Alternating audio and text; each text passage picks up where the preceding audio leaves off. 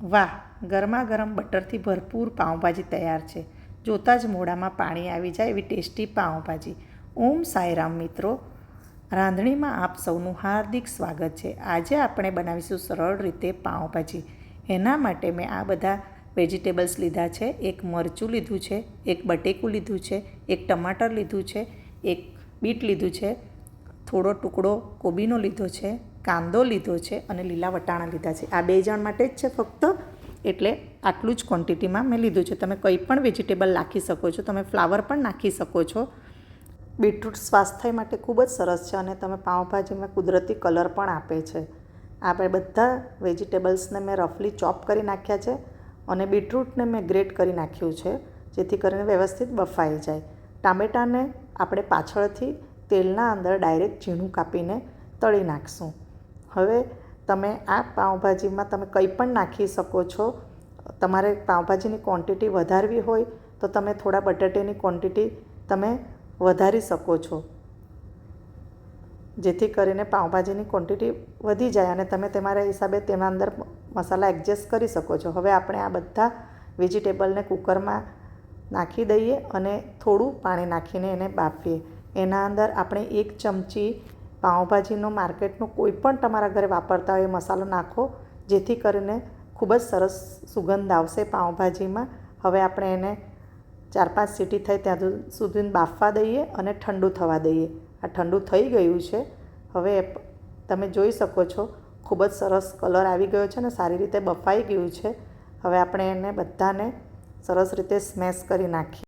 આમાં આપણે ન ખાતા વેજીટેબલ પણ આવી જાય છે, એટલે સ્વાસ્થ્ય માટે ખૂબ જ સારું છે. હવે આપણે પેનના અંદર 2 ચમચી ઘી લઈશું અને 2 ચમચી ઓઇલ. એ હું મારી રીતે લઉં છું.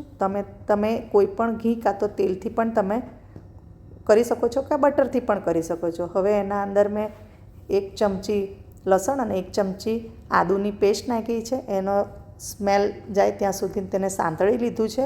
એના અંદર હવે આપણે થોડી લીલા મરચાંની પેસ્ટ પણ નાખી છે. તમારા ટેસ્ટ મુજબ તમે વધારે ઓછી કરી શકો છો. હવે આપણે એના અંદર કાપેલા ટામેટાં નાખી દઈશું અને સારી રીતે તેને મિક્સ કરી નાખશું. બોમ્બઈ પાઉંભાજી મુંબઈમાં ખૂબ જ ફેમસ છે. તમે આવી રીતે બનાવશો એનો ટેસ્ટ પણ સેમ તેવો જ આવશે. હવે આપણે આને થોડીવાર ઢાંકી દઈએ અને જો તમે જોઈ શકો છો સરસ રીતે ટામેટાં પણ ગળી ગયા છે. હવે 1 ચમચી હિંગ નાખશું. અડધી ચમચી આપણે એના અંદર હળદ નાખશું. હળદ થોડીક જ નાખવાની છે, કેમ તો કલર યલો આવવાની જોઈએ, રેડ આવે તો સરસ દેખાય. હવે આપણે એના અંદર 1 ચમચી ધાણા જીરું પાવડર નાખશું. અડધી ચમચી ગરમ મસાલો ઘરનો નાખશું. હવે 2 ચમચી એના અંદર આપણે કશ્મીરી લાલ મરચું નાખશું. તમારા પાસે ન હોય તો તમે સાદું મરચું પણ નાખી શકો છો ટેસ્ટ પ્રમાણે. સ્વાદ અનુસાર આપણે એના અંદર મીઠું નાખીએ અને એને આપણે હવે સારી રીતે મિક્સ કરી નાખીએ. હવે આપણે આ સ્ટેજ પર થોડી સી આપણે એના અંદર સાકર નાખશું, જેથી કરીને ટેસ્ટ પણ સારો આવે અને બધો મસાલો કેરેમલાઇઝ થઈ જાય. અને આપણે હવે એને સરસ રીતે મિક્સ કરી નાખીએ. તેલ છૂટું થઈ ગયું છે. એના અંદર આપણે સ્મેશ કરેલા બધા વેજીટેબલ્સ નાખી દઈશું અને સારી રીતે મિક્સ કરી નાખશું. ખૂબ જ સુંદર સુગંધ આવી રહી છે. આ તમે જોઈ શકો છો. કલર પણ ખૂબ જ સારો આવી ગયો છે.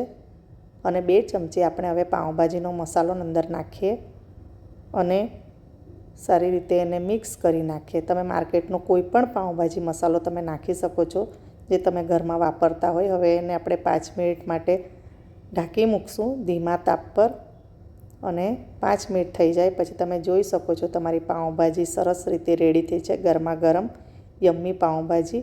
હવે આપણે પણ હું એક બીજો તડકો પણ એના અંદર નાખું છું. મેં 1 ચમચી હું બટર લઉં છું. એના અંદર 1 ચમચી કાશ્મીરી પાવડર નાખું છું અને બીજો તડકો હું માર્કેટનું લુક લાવવા માટે કરું છું. તમે આ ઓપ્શનલ છે, તમારે નહીં કરવું હોય તો તમે સ્કીપ પણ કરી શકો છો. આ જોઈ શકો છો તમે ખૂબ જ સરસ પાઉંભાજી દેખાય છે અને હવે આપણે રેડી થઈ ગઈ છે પાઉંભાજી. તમે જરૂરથી એને ટ્રાય કરી જુઓ. તમને ખૂબ જ ગમશે અને મારી રાંધણીને લાઇક, શેર, સબસ્ક્રાઈબ કરજો. Thank you.